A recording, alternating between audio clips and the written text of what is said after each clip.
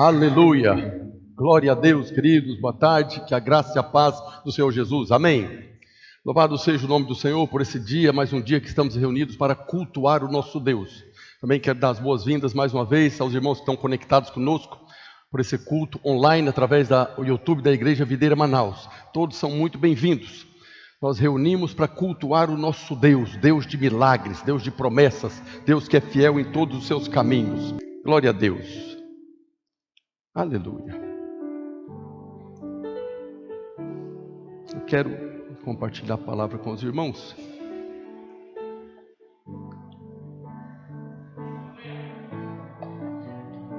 Chave para a prosperidade. O William orou aqui pela bênção do Senhor na vida financeira. Semana passada foi compartilhado aqui uma ministração que fala de 10 princípios para sermos prósperos e bem-sucedidos na nossa vida. O irmão ministrou aqui, quem estava aqui ouviu, que ele falou o primeiro princípio da importância de nós sabermos que nós estamos nessa terra para um propósito. Você não está aqui por acaso, você não é consequência do pecado dos seus pais. Todos nós temos um chamado da parte de Deus e nós estamos aqui nessa terra para cumprir um propósito divino. Isso é muito importante para que você possa experimentar dessa prosperidade e ser bem-sucedido. Quando eu estou falando de prosperidade, eu não estou falando apenas de dinheiro, não. Tem pessoas que acham que prosperidade é só acumular muito dinheiro. Tem muitas pessoas aí fora que têm muito dinheiro mesmo. Mas a família é destruída, o coração não tem paz, deita de noite, não dorme, não tem fome para comer. A prosperidade envolve todas as áreas da nossa vida. A melhor expressão que associa a questão da prosperidade é qualidade de vida. Pessoas que têm qualidade de vida, que têm paz, que têm alegria, que têm uma família abençoada, que têm saúde. O que adianta ter muito dinheiro e não ter saúde? Então, quando você ouvir falar de prosperidade, imagine de uma vida abençoada, bem-sucedida, na família, na saúde, também nas finanças. Porque é difícil ter uma vida abençoada passando fome. Nós jejuamos, abrimos mão do prazer de comer para a glória de Deus. Para que nós sejamos mais sensíveis às coisas do Espírito. Então é muito importante também essa questão, foi falado aqui semana passada, da importância da palavra de Deus e da oração. São dois princípios muito importantes, de nós conhecermos a palavra de Deus e de termos uma disciplina de oração, além de outros princípios que foi falado. O que eu quero falar aqui hoje são duas chaves a respeito de prosperidade. Tudo que foi falado aqui semana passada é verdadeiro. A palavra de Deus nos ensina os caminhos da prosperidade. Mas hoje eu quero falar a respeito de dois outros princípios.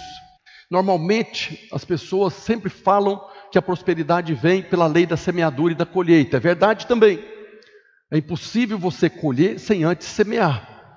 Deus até nos abençoa quando semeamos na terra seca. Mas sem semeadura é impossível ter colheita. No jardim do Éden, antes do pecado, o homem colhia sem semear. Mas desde que o pecado entrou na vida do homem, o homem agora precisa semear para depois cultivar. Nós temos o exemplo de Isaac, lá em Gênesis 26:12, que semeou numa terra sequíssima, uma terra seca. Escarneceram dele, zombaram dele, que ele estava semeando numa terra seca. Mas a Bíblia diz, semeou Isaac naquela terra e no mesmo ano recolheu 100 por 1. Porque o Senhor o abençoava. Ele colheu 100 vezes mais do que deveria colher. Não é que ele colheu 100 vezes mais do que ele semeou. Ele colheu 100 vezes mais do que normalmente ele colheria. Então foi tremendamente abençoado porque semeou numa terra seca. Mas se ele tivesse ficado como os filisteus, esperando a chuva cair, não teria colhido. Deus abençoou quando ele semeou. Então a lei da semeadura e da colheita é muito importante. Mas esses dois princípios que eu quero falar aqui hoje, a Bíblia mostra para nós na vida de Josué. Josué, o servo de Moisés. E o primeiro princípio que a Bíblia nos mostra na vida de Josué, a primeira chave é o espírito de sabedoria. Os irmãos lembram que quase todas as cartas do apóstolo Paulo, ele clamava ao Deus e Pai de nosso Senhor Jesus Cristo que concedesse à igreja espírito de sabedoria e de revelação. Mas aqui, na história de Josué, nós veremos aqui em Deuteronômio 34, verso 9. Diz a Bíblia, Josué, filho de Num, estava cheio do espírito de sabedoria, porquanto Moisés impôs sobre ele as mãos, Assim os filhos de Israel lhe deram ouvidos e fizeram como o Senhor ordenara a Moisés. Moisés, no final da sua vida, ele chamou Josué, impôs as mãos, e por isso ele foi cheio do espírito de sabedoria. Josué se encheu de sabedoria. Moisés transferiu para ele a autoridade e a sabedoria que ele adquiriu para conduzir o povo. Chegou o momento que Deus falou: Moisés, você não vai entrar na terra, você vai passar para Josué. E Moisés impôs as mãos. Josué foi cheio do espírito de quê? Sabedoria. E o versículo aqui fala que as pessoas deram ouvidos para ele. As pessoas seguiram Josué da mesma maneira que seguiam Moisés. Então, esse espírito de sabedoria que ele recebeu de Moisés funcionou, porque ele cumpriu o propósito agora de conduzir aquela multidão que era o povo de Israel. Nós cremos nessa verdade, nós cremos na transferência da unção, nós cremos na transferência da autoridade, cremos na transferência da sabedoria. A imposição de mãos é algo poderoso, por isso que todas as vezes nós vamos orar, levante a sua mão, porque nós cremos sim na bênção que vem da boca de um santo. Muito pode pela sua eficácia a oração do santo. Quando você está orando pelos irmãos que estão aqui na frente, os dizimistas, você está liberando bênção do céu sobre a vida deles. Por isso que é muito importante o princípio da oração, de nos alimentarmos, de orarmos, de falarmos com Deus, para que nós possamos prosperar.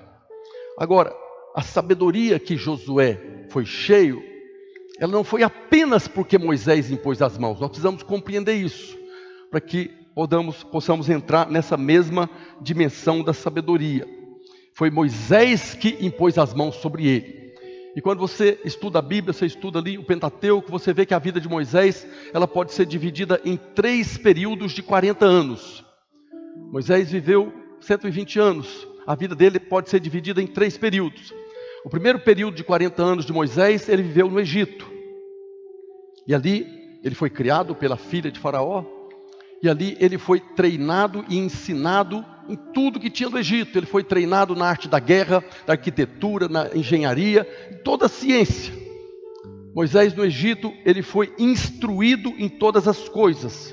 Um dos princípios que o irmão falou na semana passada aqui, é que nós devemos desenvolver a nossa inteligência intelectual, a inteligência emocional e também a inteligência espiritual. Nesse primeiro ciclo da vida de Moisés no Egito, onde ele estudou todas as coisas, ele adquiriu inteligência intelectual, ele adquiriu conhecimento, isso é muito importante.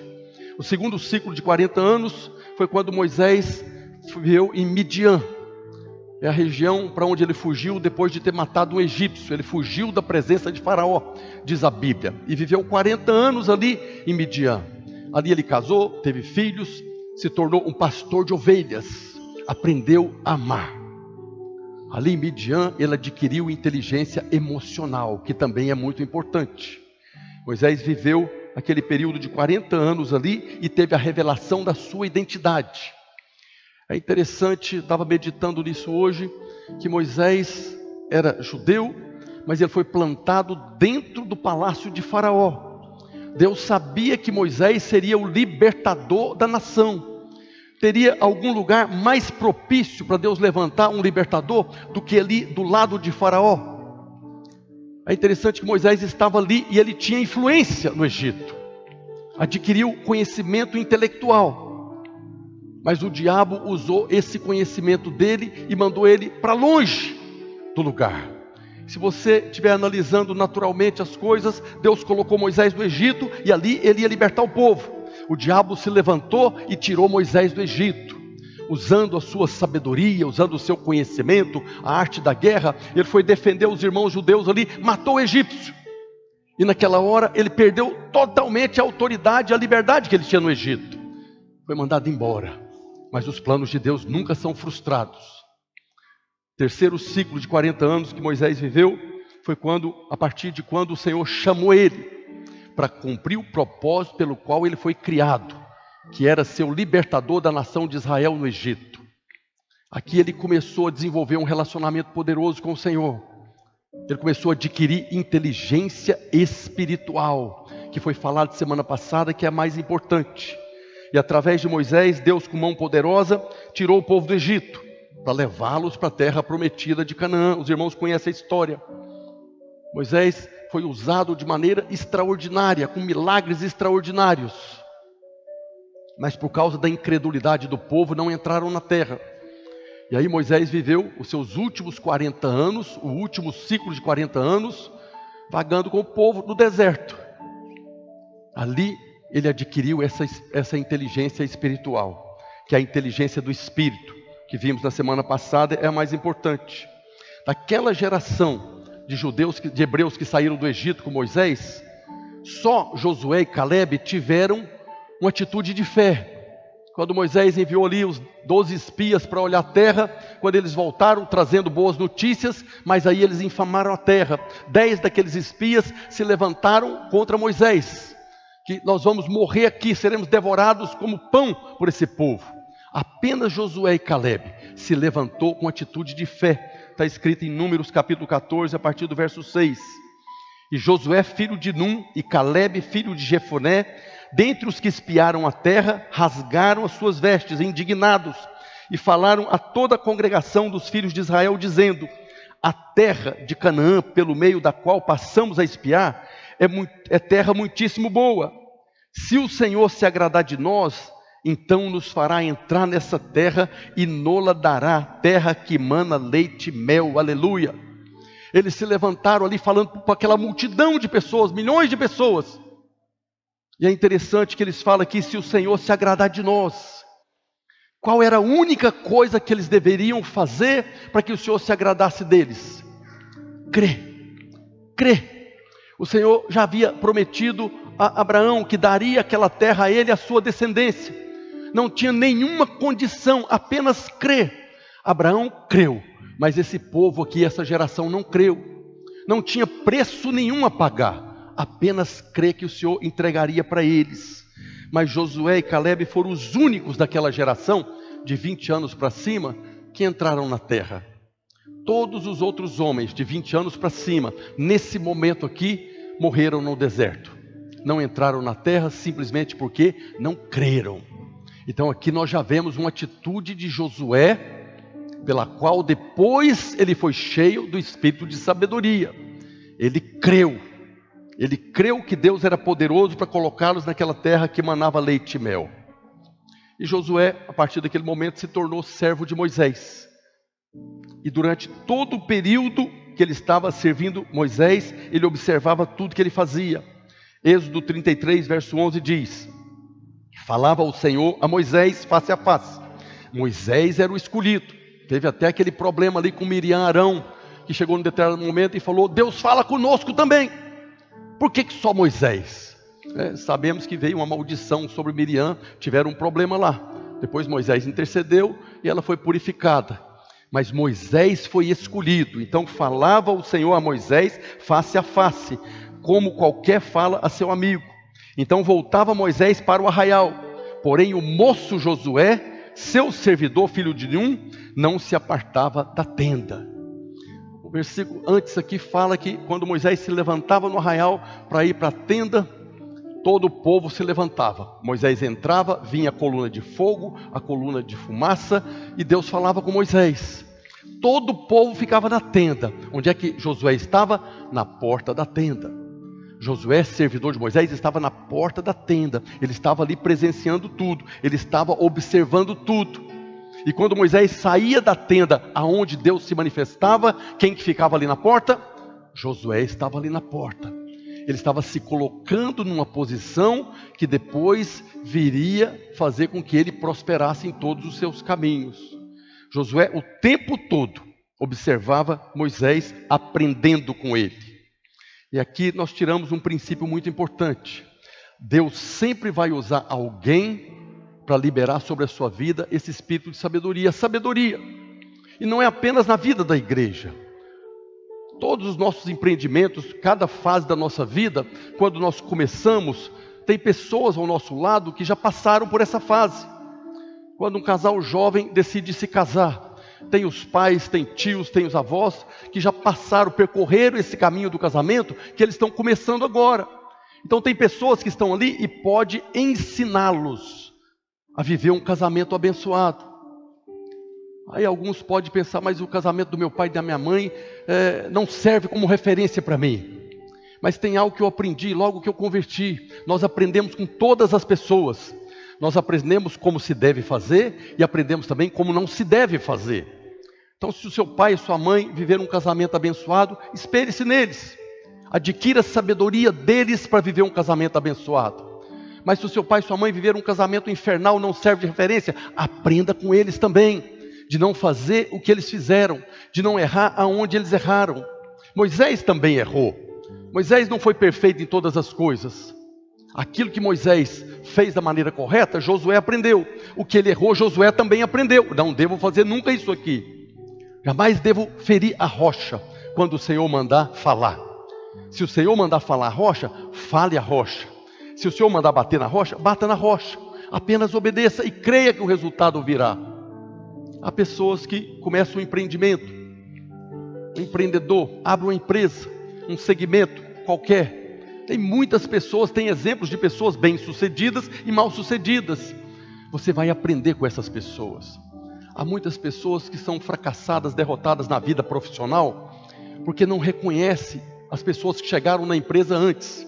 Tem um patrão que tem uma empresa, está ali há décadas edificando aquela empresa, e o funcionário chega ali para trabalhar, em vez de reconhecer como uma oportunidade para ele aprender a sabedoria daquele empresário para depois aplicar na sua vida, fica lá reclamando o tempo todo, murmurando o tempo todo, fazendo o corpo mole, não trabalhando. Está deixando de aprender a sabedoria através daquele empresário. Em todas as áreas da nossa vida, nós temos que ser humildes de reconhecer que praticamente tudo no mundo não há nada novo. Tudo já foi experimentado. Raríssimas vezes aparece uma novidade no mundo. Então tudo que você se propõe a fazer, tem pessoas que já percorreram esse caminho e pode transferir para você sabedoria. A pessoa pode te ensinar, ou você pode aprender sem ela nem saber. Há pessoas bem-sucedidas nas empresas que aprendem tudo ali naquele ambiente de trabalho, sem que o patrão nem saiba. Mas à medida que ele está crescendo ali dentro, ele vai tendo oportunidades e está prosperando, está sendo bem-sucedido. Então nós precisamos reconhecer, Deus vai sempre usar pessoas para transferir para nós essa sabedoria.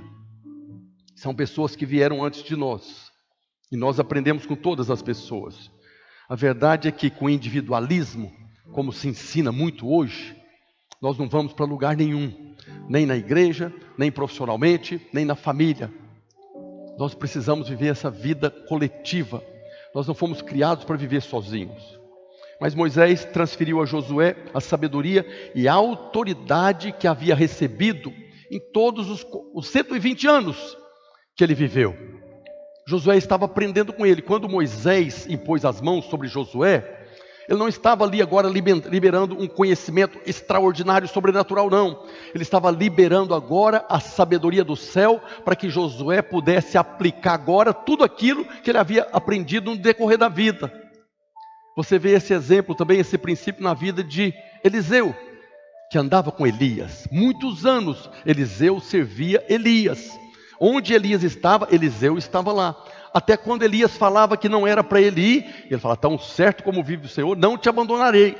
Eu quero ter o que você tem.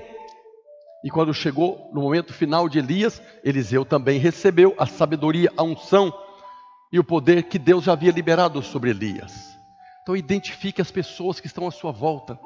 Identifique as pessoas que têm mais experiência que você, que já adquiriu sabedoria no decorrer da vida, seja na igreja. Você está numa célula, tem um líder de célula que chegou antes de você. Talvez você é mais velho que o líder de célula. Reconheça que Deus levantou ele. E na hora certa, Deus vai transferir para você essa unção, essa sabedoria, para que você possa agora fluir também como um líder, como um pastor, em qualquer área, como um empresário. Apenas reconheça que nós pegamos o bonde andando. Nós não estamos criando nada novo, especialmente como igreja, nós não estamos criando nada novo. A igreja vem pregando a mesma coisa desses 2000 anos. Não precisamos inventar nada novo. Tudo já é conhecido, já foi revelado. O que nós precisamos é de sabedoria. A primeira chave para nós sermos bem-sucedidos, que é revelada na vida de Josué, é sabedoria. Sabedoria é o mais importante. Nós podemos falar que não existe algo como, por exemplo, problemas financeiros. O que existe é falta de sabedoria para lidar com finanças. Não existe algo como, por exemplo, problemas no casamento ou na criação de filhos. O que falta é sabedoria para lidar no relacionamento conjugal e na criação dos filhos. Precisamos adquirir sabedoria. Então, na verdade, o que falta para nós é sabedoria. O único problema que realmente nós temos é da falta de sabedoria.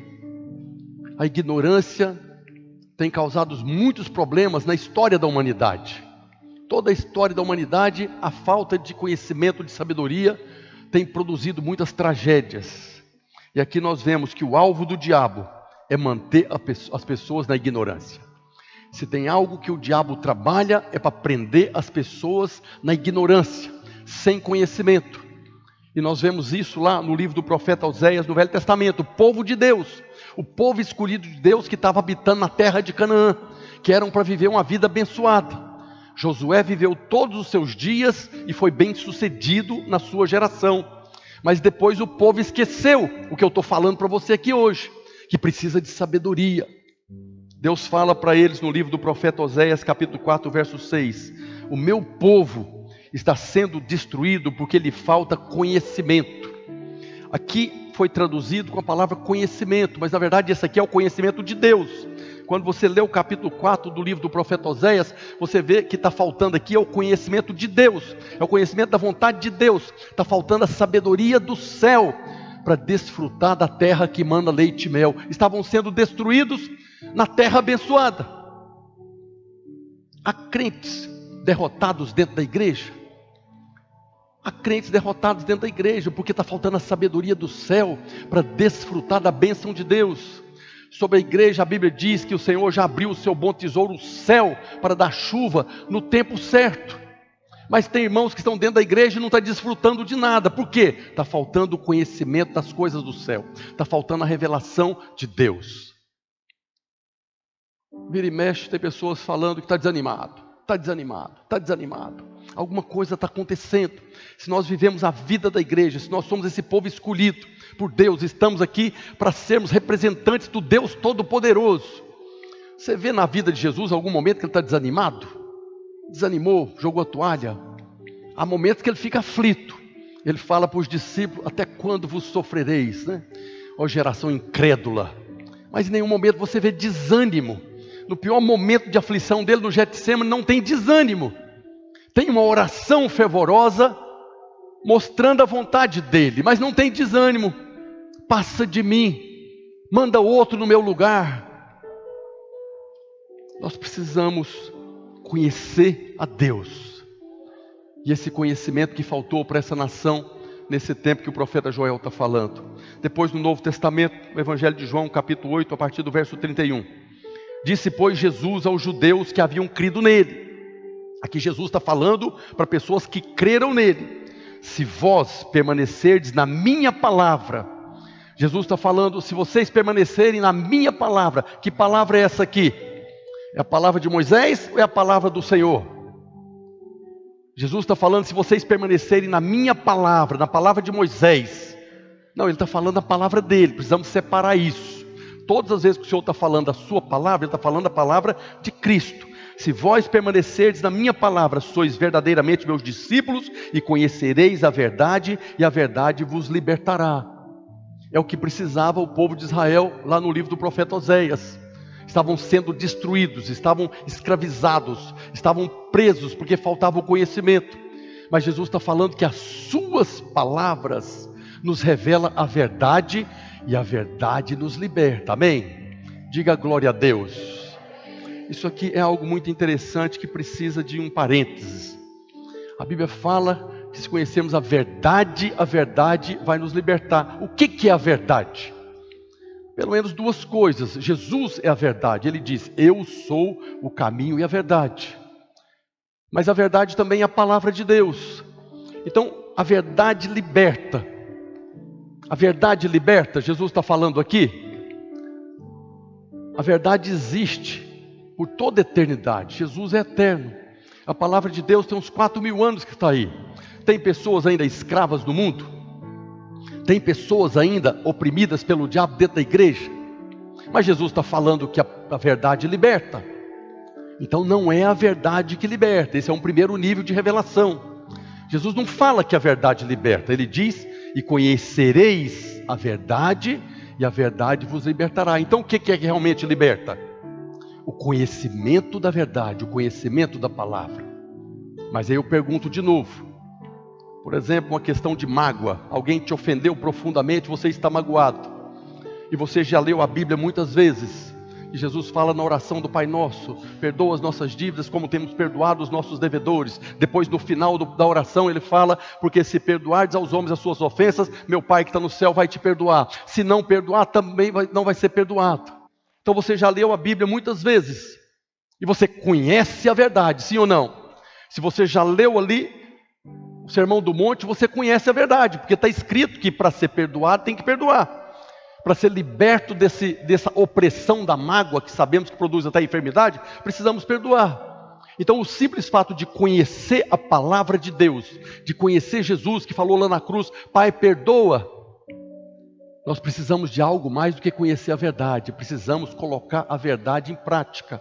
A única maneira que tem de você ser liberto do espírito da mágoa, do demônio que prende na mágoa, é perdoando.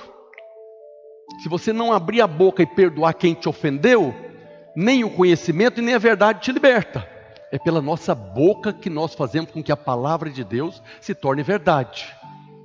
Você pode chegar diante de alguém que te ofendeu e falar: porque se perdoardes aos homens as suas ofensas, o meu Pai que está no céu vai me perdoar. Se não perdoar, você está falando a verdade.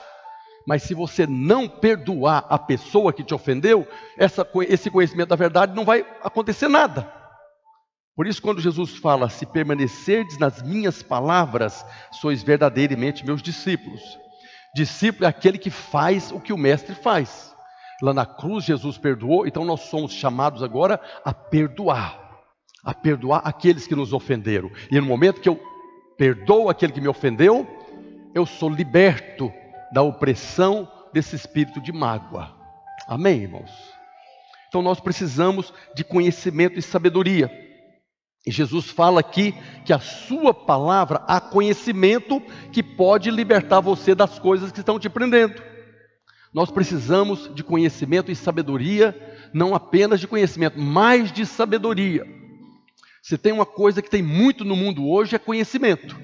O mundo é cheio de conhecimento, as redes sociais é cheio de conhecimento, mas esse conhecimento não muda a qualidade de vida das pessoas. Todo conhecimento do mundo não tem a capacidade, o potencial de trazer qualidade de vida para as pessoas. Pelo contrário, às vezes traz o contrário. Nós precisamos de sabedoria para aplicar nesse conhecimento. O conhecimento simplesmente não muda a vida das pessoas. A sabedoria é o mais importante. Por isso Provérbios diz, Provérbios 4, verso 7, o princípio da sabedoria é: adquire a sabedoria, sim, com tudo que possuis, adquire o entendimento. Aqui está falando do princípio da sabedoria, não é o princípio espiritual da sabedoria. O princípio aqui é o início. A primeira coisa que você tem que fazer quando fala de sabedoria é: adquire sabedoria. Adquire sabedoria no ambiente que você está. Adquire sabedoria com as pessoas que fazem da maneira correta e adquire sabedoria com as pessoas que fazem a coisa errada.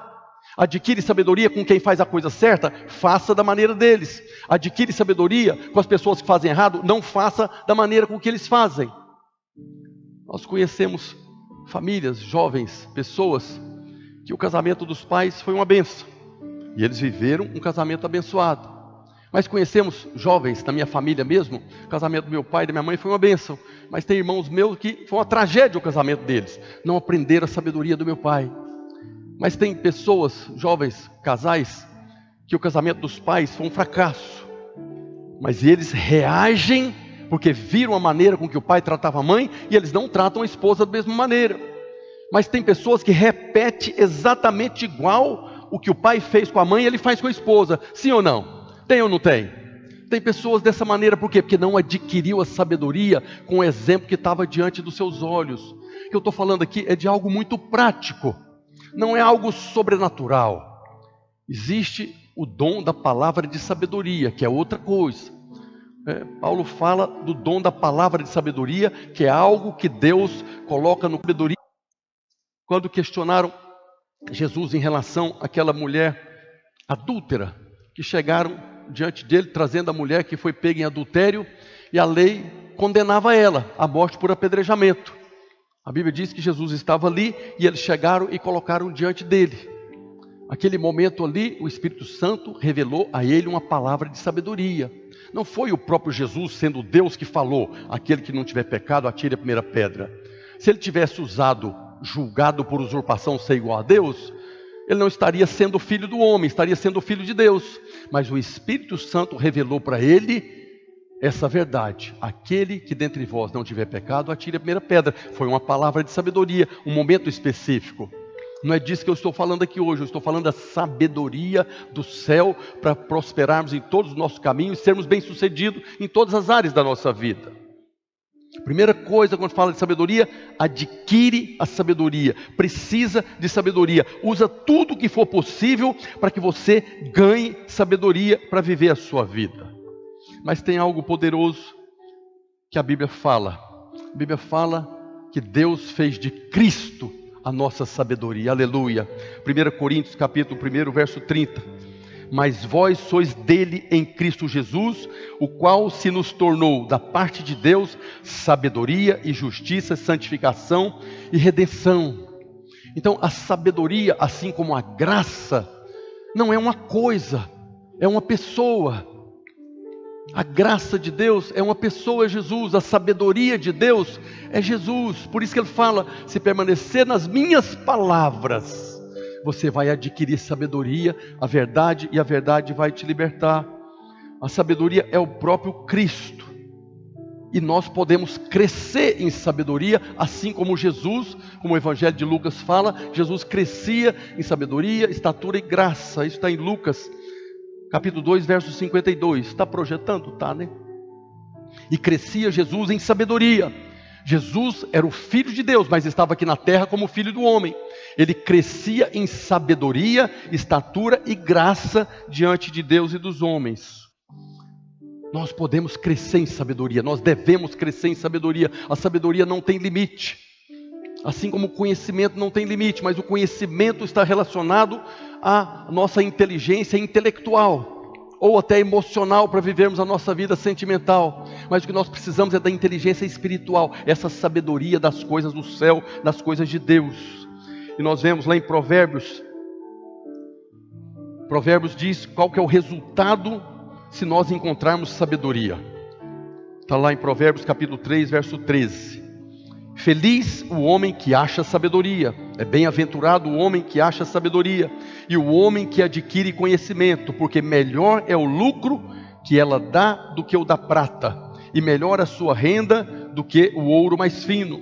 Mais preciosa é do que pérolas, e tudo que podes desejar não é comparável a ela, a sabedoria.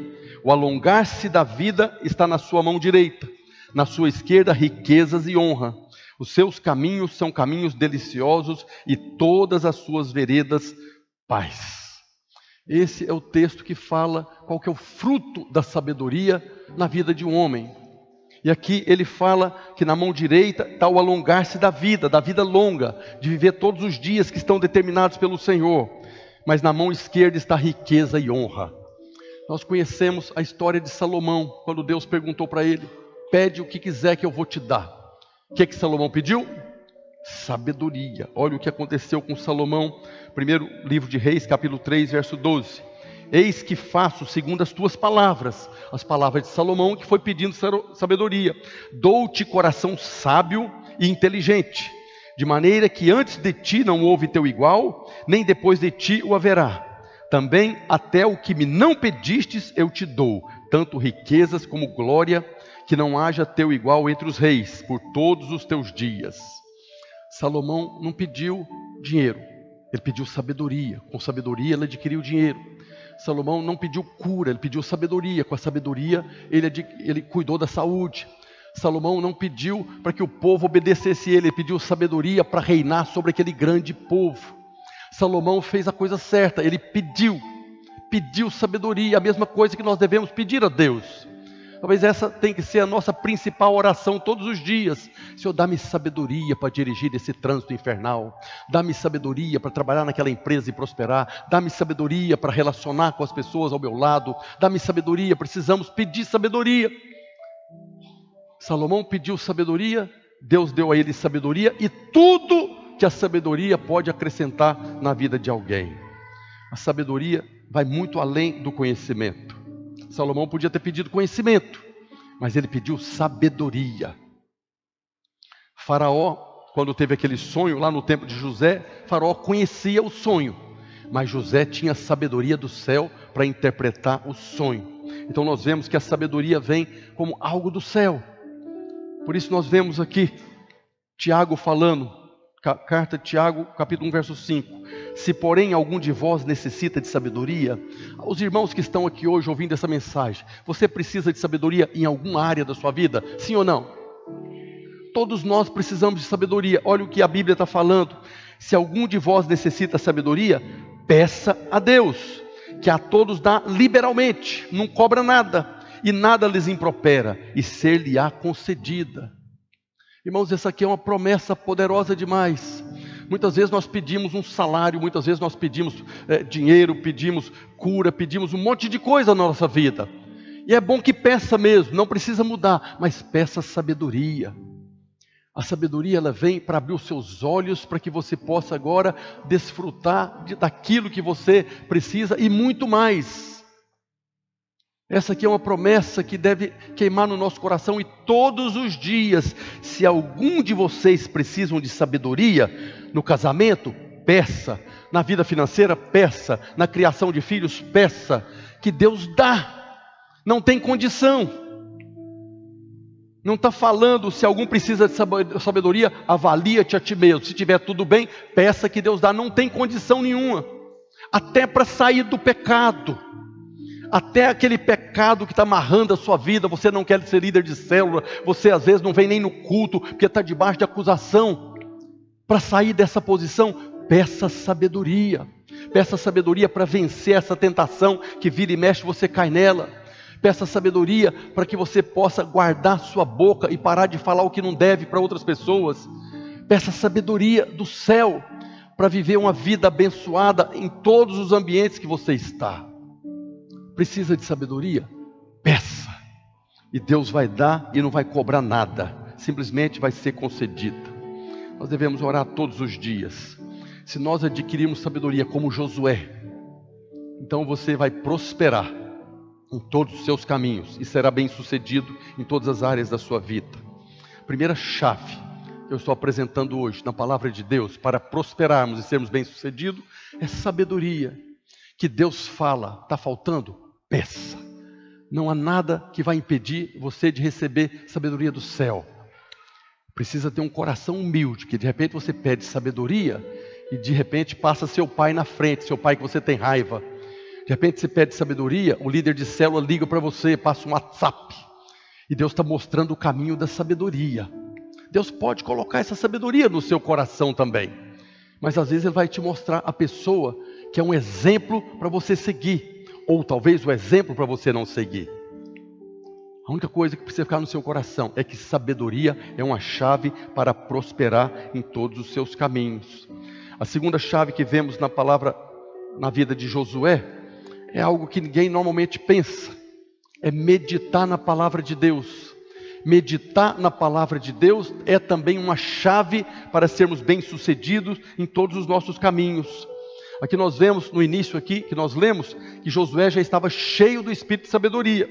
Mas mesmo assim, o Senhor disse para ele, não cesse de falar deste livro da lei, antes medita nele de dia e de noite. Está escrito em Josué 1:8.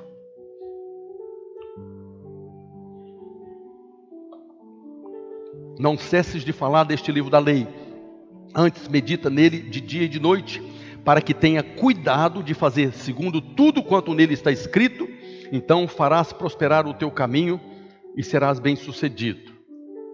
Aqui na hora os irmãos já pensam, tem que obedecer.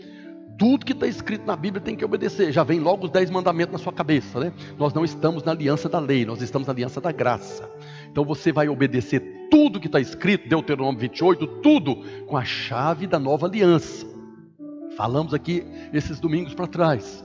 Deuteronômio 28, na parte das maldições, já virou bênção na nossa vida. Nós não estamos mais debaixo daquelas maldições, porque Jesus levou. Então, para nós hoje, na nova aliança, obedecer tudo quanto nele está escrito, é os mandamentos da graça.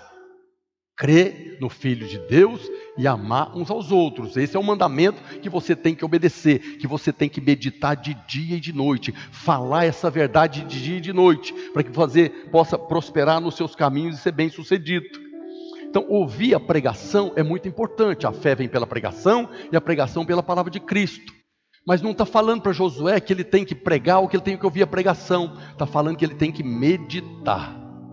Então meditar, eu tenho compartilhado os esboços para os irmãos, que você medite quando chega ali, você vai apenas trazer à luz a revelação daquilo que você ouviu. Quanto mais meditarmos na palavra de Deus, mais teremos os nossos caminhos abertos para sermos bem-sucedidos e prosperar. Nós vemos essa mesma direção no Salmo 1. Os irmãos conhecem o Salmo 1 de cor, mas no Salmo 1, o salmista mostra o fruto que vai aparecer na vida daquele que medita. Olha o que está escrito no Salmo 1, a partir do verso 1. Bem-aventurado, feliz o homem que não anda no conselho dos ímpios, não se detém no caminho dos pecadores, nem se assenta na roda de escarnecedores. Antes, o seu prazer está no quê? Na lei do Senhor, e na sua lei medita de dia e de noite. Aqui é a mesma coisa que falou para Josué. O salmista conhecia o texto de Josué e ele colocou aqui: medita de dia e de noite. Esse homem que tem o seu prazer na lei do Senhor e medita dia e de noite, ele é como árvore plantada junto à corrente de águas, que no devido tempo dá o seu fruto e cuja folhagem não murcha, e tudo quanto ele faz será bem sucedido. Para quem está plantado junto à corrente das águas, não faz diferença se o mundo está em crise, se o mundo é um deserto, se está tendo problemas lá. Aquele que está plantado junto à corrente das águas, as folhas não murcham. E no devido tempo, com crise, sem crise, vai dar o seu fruto. Essas folhas que está falando aqui, aponta para cura, para saúde, para vigor. E o fruto fala de prosperidade, de ser bem sucedido. O fruto aponta para a prosperidade e as folhas para a saúde e vigor. Lá em Apocalipse capítulo 22, verso 2, fala a respeito das folhas, né? Da árvore da vida. No meio da sua praça, de uma a outra margem do rio, está a árvore da vida, que produz 12 frutos, dando o seu fruto de mês em mês, e as folhas da árvore são para a cura dos povos. Então, quando o Salmo está falando que a folhagem não murcha, está falando de saúde, de vigor, né? De resistência. Quando fala de árvore, que é como árvore, a primeira coisa, quando você olha para uma árvore frondosa, você vê força, resistência, firmeza. O homem que medita na palavra de Deus, tem o seu prazer, ele é como essa árvore frondosa, firme, saudável, resistente, que não vai cair com qualquer ventozinho. Uma árvore que está firmada junto à corrente das águas, não tem vento que derruba ela. Mas tem muito irmão que qualquer soprozinho ele está voando no vento.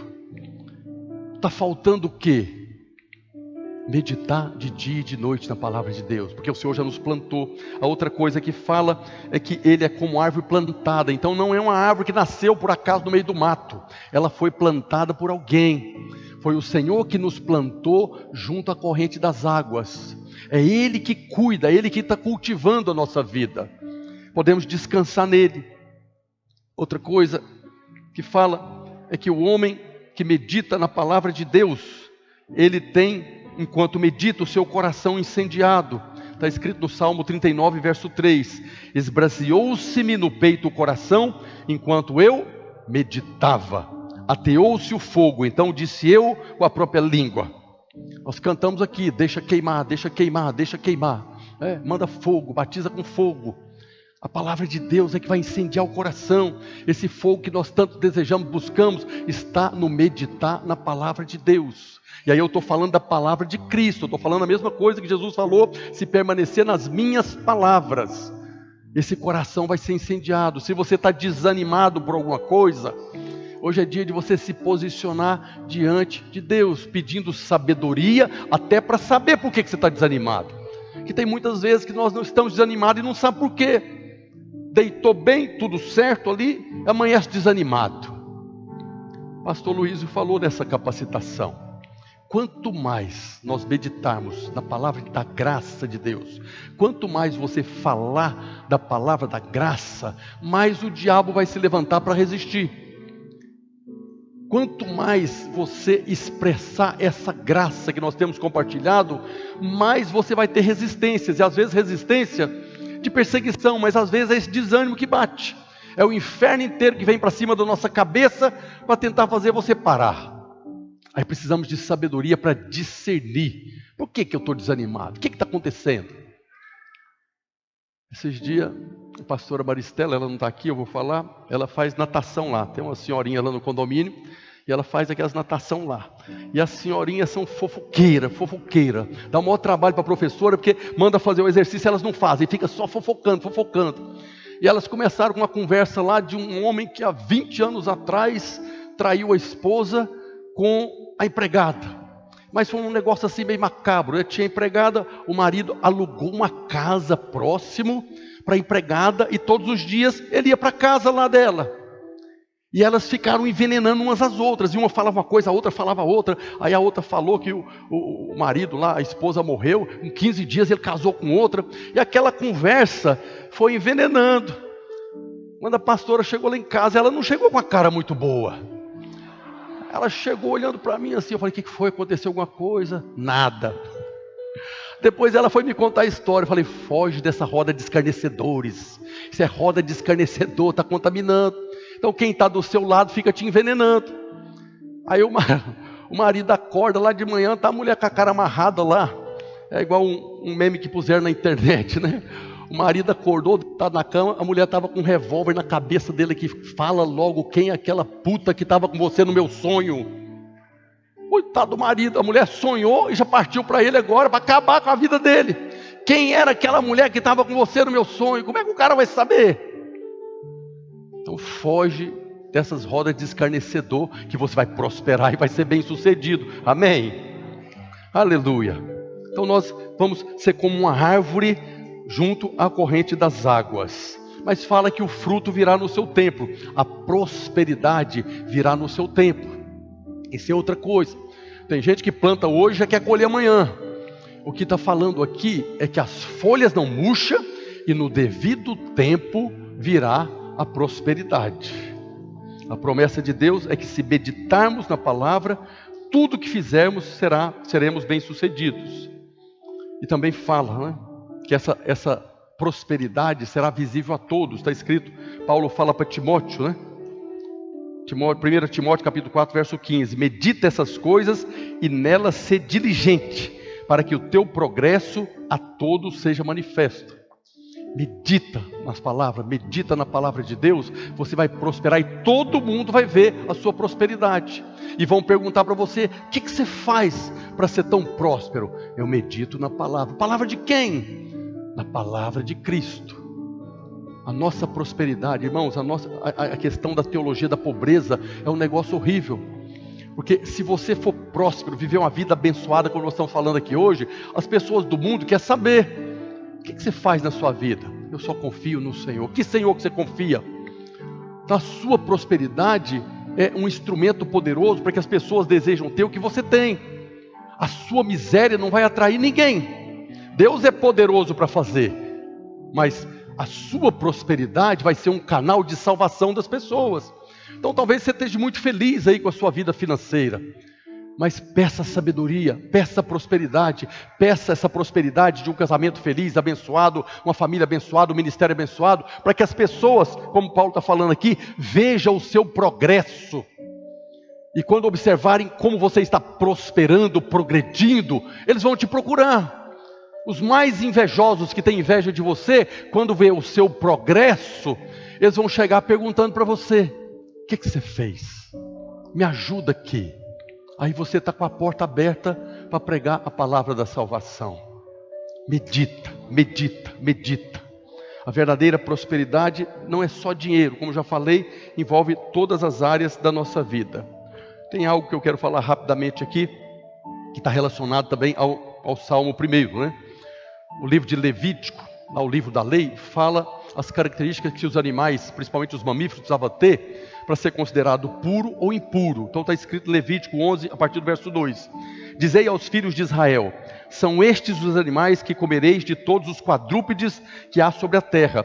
Todo o que tem unhas fendidas e o casco se divide em dois e rumina entre os animais, esses comereis. Então aqui está duas características para se considerar um animal puro, que poderiam comer a carne. É que ele tivesse a unha fendida, 2 dedos, pelo menos, e ruminasse. Então o boi, ele tem a unha fendida e rumina. Então o boi é um animal puro.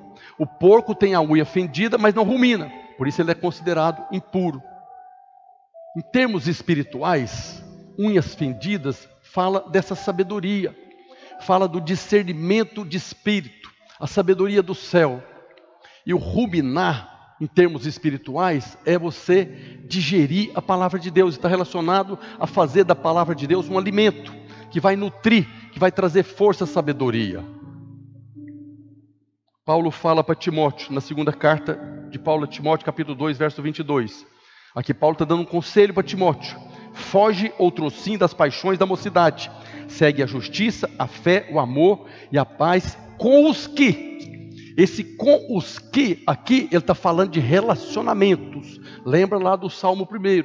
Com os que de coração puro invocam o Senhor. Tudo que entra pelos nossos sentidos se torna alimento na nossa vida. Tudo que você olha, tudo que você ouve, tudo que você toca, está alimentando a sua alma. E tudo que você está alimentando, de alguma maneira, vai influenciar a sua vida e o resultado dos seus empreendimentos. Então nós precisamos ter cuidado com o tipo de pessoas com as quais nós relacionamos.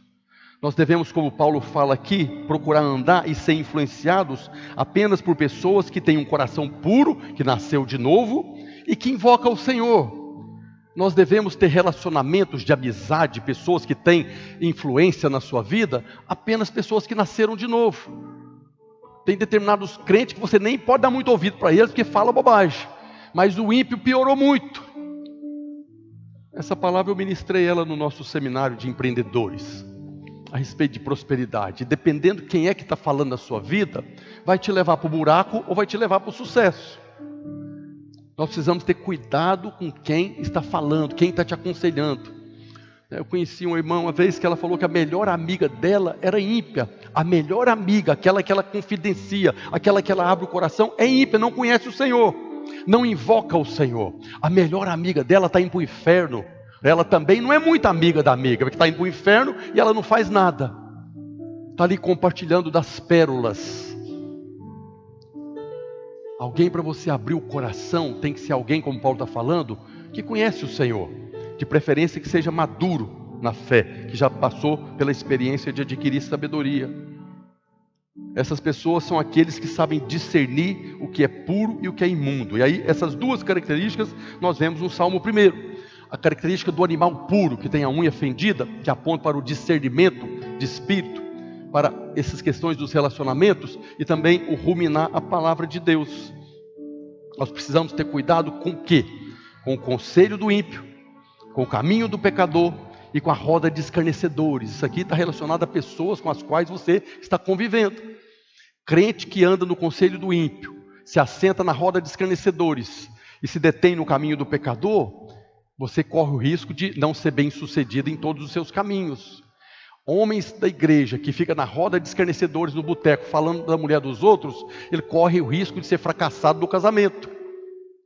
Procura pessoas que têm um coração puro e que invocam o Senhor no casamento dele. Ele vai ter palavras de sabedoria para você. Então isso está relacionado a unhas fendidas. Mas o ruminar da palavra,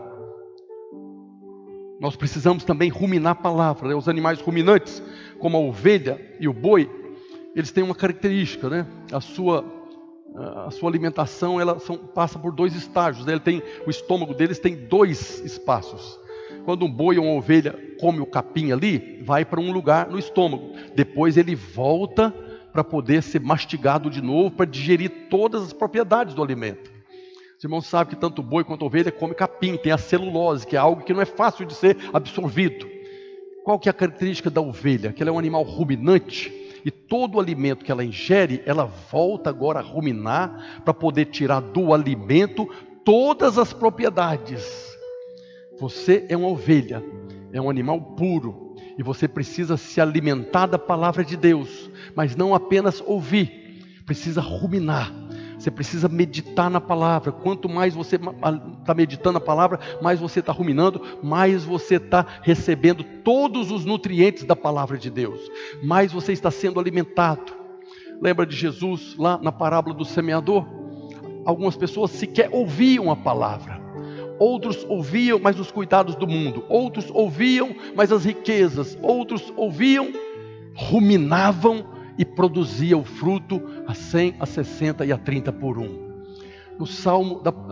Na parábola do semeador, Jesus fala: aquele que tem um coração que é terra fértil, é aquele que medita na palavra de dia e de noite. Jesus é o semeador que semeou a palavra. E aquele que recebeu a palavra com alegria e agora fica meditando nela, resistindo ao diabo, está querendo arrebatar a palavra, está meditando, seu coração é como terra fértil que vai produzir frutos. O fruto de quem está agora plantado junto à corrente das águas, a 100, a 60 e a 30 por um.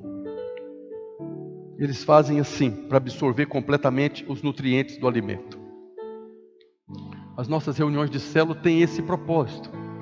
As nossas reuniões de célula é o lugar de nós compartilharmos, de ruminarmos, para podermos absorver todo o nutriente dessa palavra que é ministrada aqui a cada domingo. Mas não apenas na célula. Tanto para Josué quanto no Salmo 1 fala de dia e de noite, todos os dias, todas as noites. Não é que você tem que ficar fanático, não. Mas em vez de ficar meditando em outras coisas, enche o seu coração da palavra de Deus, de princípios. Eu amo a palavra da cruz, eu amo a obra da cruz. Se tem algo que vai fazer produzir fruto na sua vida, é você não deixar de olhar para a obra da cruz. Porque a primeira coisa que muitos irmãos perdem é a paz. Ficam debaixo de acusação, de condenação. Quem medita na obra da cruz não fica debaixo de condenação, porque foi lá que Jesus operou a justiça, Deus operou a justiça e nos concedeu paz. Medita de dia e de noite. Precisamos ruminar a palavra de Deus. Queria convidar a equipe de louvor a subir aqui. Essa mensagem de hoje é para quem deseja prosperar, ser bem sucedido em todos os seus caminhos, assim como a da semana passada. Se você tem esse desejo no coração de prosperar, ser bem sucedido, medita nessa palavra da semana passada. Tem também o nosso seminário dos empreendedores, que vai ser colocado agora no YouTube também da Igreja Videira. Se você não participou, vai lá, assista. É algo que vai acrescentar na sua vida sabedoria. O princípio da sabedoria é: adquire sabedoria. Tudo que nós fazemos aqui é para trazer sabedoria do céu. Não estamos aqui para trazer sabedoria natural, para falar da inteligência intelectual. Isso se aprende na escola. Não estamos aqui para falar da inteligência emocional, ainda que a palavra de Deus cura o coração ferido. Mas o que nós precisamos é da inteligência espiritual, é esse discernimento, essa sabedoria das coisas do Espírito. Aí sim, nós vamos prosperar em todos os nossos caminhos e sermos bem-sucedidos. Hoje eu falei de duas chaves, queria convidar você a ficar de pé. Eu falei de duas chaves. Adquirir sabedoria. A chave não é sabedoria, a chave é adquirir sabedoria. Precisa de uma atitude. A mesma coisa, a outra chave é meditar na palavra. Meditar na palavra também precisa de uma atitude, de uma disposição mental. Eu queria que você orasse agora, para que o Senhor te revele o poder da sabedoria do céu e o poder que há na meditação da palavra. Amém? Senhor, nós te louvamos nessa hora, ó Deus, bendizemos o teu nome. Glorificamos o nome do Senhor, porque o Senhor tem nos concedido sabedoria, o Senhor tem nos concedido palavras, o Senhor tem nos concedido alimento para sermos transformados. O Senhor tem operado no nosso meio pelo Evangelho da graça de nosso Senhor Jesus Cristo, nos concedendo alimento abundante, superabundante, para que possamos, ó Deus, meditar na Tua palavra de dia e de noite. Oramos hoje, Deus, para que a cada domingo, a cada reunião de célula, nós possamos compartilhar compreender essa verdade, que durante a nossa vida, em todas as áreas da nossa vida, possamos receber da parte do Senhor sabedoria dos céus, possamos receber da parte do Senhor revelação da Tua palavra, quando meditarmos de dia e de noite. Nós oramos hoje e te agradecemos em nome de Jesus. Diga aleluia. Eu quero fazer um apelo aqui agora. Eu quero falar especificamente da vida financeira. Quando a gente estava louvando aqui, eu sempre oro para que o Senhor conceda graça de uma palavra daquilo que os irmãos estão precisando. Se você está precisando de um milagre na sua vida financeira, eu queria que você viesse aqui na frente agora. Nós vamos orar. Se você está precisando de sabedoria para prosperar, se você está precisando de sabedoria para poder organizar um negócio, para arrumar uma bagunça que talvez você mesmo fez, nós vamos orar para que Deus te dê sabedoria. Nós vamos impor as mãos para que você, como Josué recebeu de Moisés, receba sabedoria para prosperar em todos os seus caminhos e ser bem abençoado, e ser bem sucedido em todos os seus caminhos. Se você precisa de sabedoria, se você está precisando de um milagre na sua vida financeira, nós vamos orar em nome de Jesus. Deus fez de Jesus Pode esparramar, vem aqui mais para frente, irmãos, não fica no corredor não, vem aqui, esparrama aqui mais para os lados aqui. Nós vamos orar para que Deus te conceda a sabedoria do céu para prosperar. A única coisa que você tem que fazer é apenas crer. Não faça como os 10 espias que não creram. Se Deus achar graça de nós, é só crer naquilo que Deus está falando. Você que está aí atrás, levante a sua mão agora e ore agora para que Deus conceda a eles sabedoria, provisão, discernimento de espírito. Nós somos ovelhas, irmãos. Nós temos as unhas fendidas e somos ruminantes. E seremos bem-sucedidos em tudo quanto fizermos. Pai, no nome de Jesus, eu louvo ao Senhor. Louvo, ó Deus, pelo milagre da vida. Louvo ao Senhor, porque o Senhor nos deu, ó Deus, aquilo de mais precioso o Senhor tinha. E o Senhor fez do Teu Filho amado sabedoria para nós. Eu oro hoje, ó Deus, pela vida de cada um desses irmãos que estão aqui diante do Senhor, diante do Teu trono. Ó Deus, para que o Senhor conceda a eles sabedoria, a sabedoria do céu. Ó Deus, para poder resolver essas questões, para poder ser bem sucedido em todos os seus caminhos. Eu oro nessa hora, Senhor, e em o nome de Jesus, eu oro liberando a sabedoria dos céus, o discernimento de espírito, a revelação da palavra, para que eles possam prosperar em todos os seus caminhos, serem bem-sucedidos. Eu oro para que eles sejam bem-sucedidos na vida familiar, na vida conjugal, na vida financeira. Eu oro para que eles possam desfrutar de uma qualidade de vida abençoada. Senhor, libera sobre eles a sabedoria dos céus,